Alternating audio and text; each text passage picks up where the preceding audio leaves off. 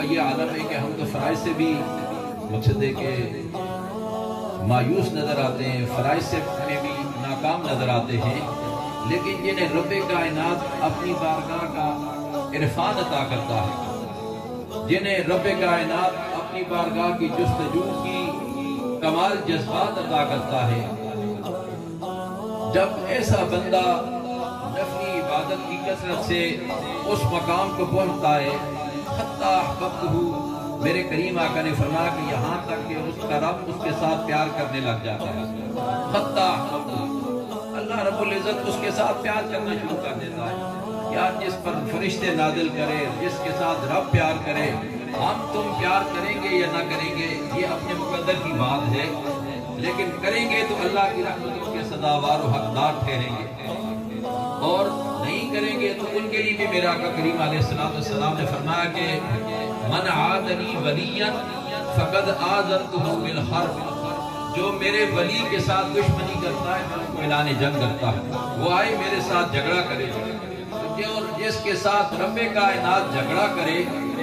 رب کائنات یہاں نے نہیں فرمایا کہ میں اسے تباہ کر دوں گا، فرمایا میں اسے جھگڑے کا چیلنج کرتا ہوں، وہ میرے ساتھ آئے جھگڑا کرے، من عاد لی ولیا فقد آذنتہ بالحرب۔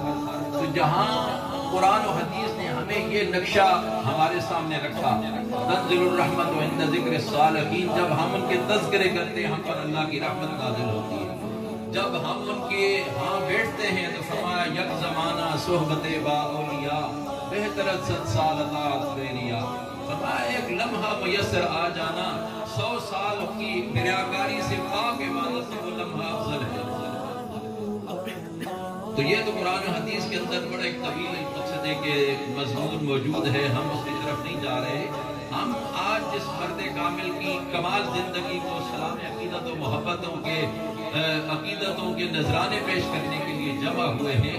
اس مرد کامل کی زندگی ہمارے لیے ایک مشعل راہ ہے۔ اس مرد کامل کی نسبت کی بدولت، اس مرد کامل کی نشست کی بدولت ہمیں رب کائنات نے اپنی بارگاہ کا عرفان عطا کیا، ہمیں اپنے رب کائنات نے اپنی بارگاہ کا کمال جذبہ عطا کیا، لگن عطا کیا۔ یہ اس مرد کامل کی نشست کا صدقہ ہے۔ کبھی ہمیں شریعت مطالعہ کی پاسداری نصیب ہو رہی ہے، تو کہیں ہمیں شریعت مطالعہ کا حلیہ نصیب ہو رہا ہے، سرکار کے غلاموں والا، ہمارے چہروں پہ داڑیاں سج گئی اس شہنشاہ کی تربیت کا صدقہ، ہمارے سروں پہ عمامے سج گئے اس شہنشاہ کی تربیت کا صدقہ۔ تو یہی دولت ہوتی ہے جو اللہ تعالیٰ اپنے محبوب بندوں کے قرب کی بدولت عطا کرتا ہے۔ اپنی رحمتوں کا تو کمال سزاوار و حقدار مہربانی فرماتا ہے، ٹھہراتا ہے،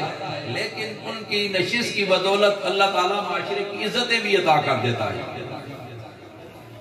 لوگ دیکھ کر کہتے ہیں یار یہ دریشی کی نسبت والا